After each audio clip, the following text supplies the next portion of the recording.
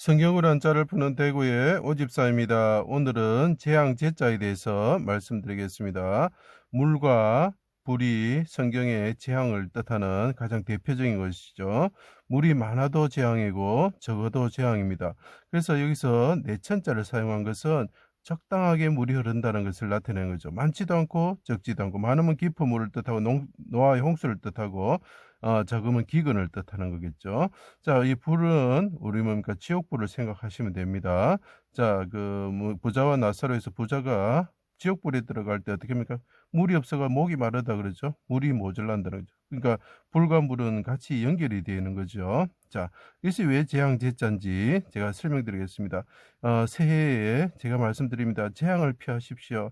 하나님께서 우리에게 불심판하실 것을 피하시기 바랍니다. 그래서 이 글자를 제가 새해 벽두부터 이렇게 여러분들에게 가르쳐 드리는 것입니다.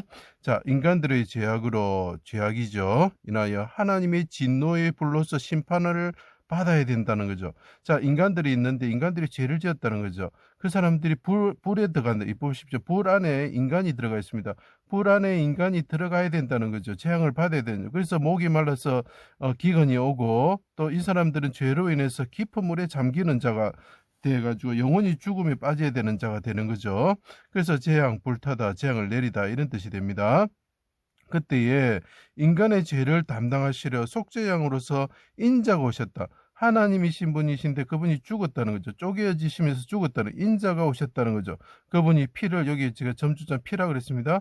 피를 흘리시고, 하나님이 삼위일체 하나님인데 피를 흘리시고 그분이 죽으셨다는 거죠. 자, 그래서 악한 가시나무 같은 불사르는 자인 대적들의 불과 같은 악행에 의해서 그분이 피를 흘리시고, 수족이 찔려 피를 흘리시고 쏟게 됐다. 피를 흘리시고 죽게 되었다. 그래서 불 가운데 들어가 있는 사람이 뭐지요? 몰렉이죠. 그죠? 그들이 자기 자손인 예수 그리스도를 몰렉에 제사하듯이 제사를 지냈다는 거죠. 자, 불심판을 받아야 하는 백성들을 대신하여 제단에 불태워지는 제물처럼 불과 같은 십자가의 고난을 받으셨다. 이 사람들이 재앙을 받으셔야 되는데 인자가 오셔가지고 물과 피를 흘리시면서 그분이 깊은 물에 잠기시는 분이 되시면서 불과 같은 시험을, 그분이 재앙을 당하셨다는 거죠. 그래서 재앙 제자가 됩니다. 죄로 인해 불심판으로 멸절되어야 하는 백성들을 위하여 눈물을 그분이 시내처럼 흘리셨다. 그래서 이 신의 계자가 신의 천자가 있는 것입니다. 자, 여기서 보면 이분이 시내처럼 눈물을 흘리셨다 이렇게 표현하죠. 통곡과 눈물로 자신과 자기 백성을 구원하여 주실 것을 간구하셨다가 예레미야를 생각하시면 됩니다. 에스더를 생각합니다. 그 다음에 다니엘의 친구를 생각하시면 됩니다. 다니엘의 친구가 불에 들어갔죠. 그때 네 번째 사람이 불에 있었죠. 왜 불에 있습니까? 그 불에 들어간 사람들을 구원하기 위해서 그분이 대신 들어가는 거죠. 자, 바위가, 그러니까 이거는 시내산의 바위입니다. 호렙산의 바위입니다. 쪼개지시고 시내가 흘렀다. 성전에서 샘이 흘러나와서 시내를 이룬다. 이 불과 같이 들어가시는 분이 이게 불과 같은 시험에 들어가시고 나면 시내가 흐른다는, 깊은 물도 아니고 완전히 마른 물도 아니고 우리에게 생명을 주는 시내가 흐르는 거죠. 그래서 이것을 아가서에는 동산의 샘, 생수의 운물, 레바논에서부터 흐르는 시내, 요단 시내를 뜻합니다. 이 시내 천자를 넣은 이유가 뭐냐면 깊은 물, 그러니까 요단강은 깊은 물을 상징하기도 하지만 잔잔히 흐르는 시내를 상징하기도 합니다. 그죠? 생명을 주는 시내를 상징하지요. 기근을 없애는 시내를 상징하지요. 그죠? 쉴만한 물가로 인도하시는 목자가 되셨다. 깊은 물의 심판이 사라졌다는 것이죠. 죽음의 물에 그분이 대신 들어가셨다. 보시죠. 사람이 그 시내에 들어가죠. 시내에 들어가는 것이 무엇입니까? 그분이 깊은 물에 대신 먼저 들어가셨다. 그래서 요단의 법궤가 먼저 들어가고 여호수아가 먼저 들어가는 것입니다. 자, 요단의 법궤 여호수아를 생각하시면 됩니다. 그리고 요나를 생각하시면 됩니다. 깊은 물에 그분이 잠기셨다. 물에 잠기셨다는 거죠. 그래서 이것이 신의 천자가 되는 것입니다. 불과 같은 사랑으로 자기 백성들을 구원하시고 모든 재앙이 지나가게 하셨다. 그분이 대신 십자가에서 받으셨다는 거죠. 깊은 물에 들어가는 재앙과 불에 들어가는 재앙을 그분이 받으셨다는 거죠. 그렇게 되면 어떻게 됩니까? 천국에서 인자가 등불이 되시고 어린 양의 보좌에서 샘이 흘러나서 시내가 된다는 것. 목마른 자에게 생수를 값없이 주시는 게 되는 거죠. 그분이 목에 말라서 하나님께 부르실 때 샘이 터지면서 삼손처럼 에나꼬레처럼 샘이 터지면서 우리에게 시내를 주시고, 그분이 불 가운데 들어가서 고난을 받으시면 우리가 불심판을 피하게 해 주신다는 거죠.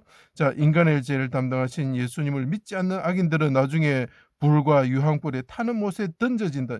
자, 이 사람이 보이십니까? 불 가운데 있는 사람이 보이십니까? 예. 이분이 대신 들어가셨는데 그분을 믿지 않으면 그 사람도 불에 들어간다는 거죠. 깊은 물에 잠기는 자가 돼버린다는 거죠. 그죠? 영원한 재앙에 빠진다는 것입니다. 그래서 이것이 재앙, 불태우다 이런 뜻이 되는 것입니다. 자, 이것을 이사야 42장에 보시면 내가 물 가운데 지날 때에 내가 너와 함께 할 것이라. 강을 건널 때에 물이 너를 침몰하지 못할 것이며, 왜 침몰하지 못합니까? 인자가 죽음의 깊은 물에 들어가 대신 대가를 지불하셨기 때문이다.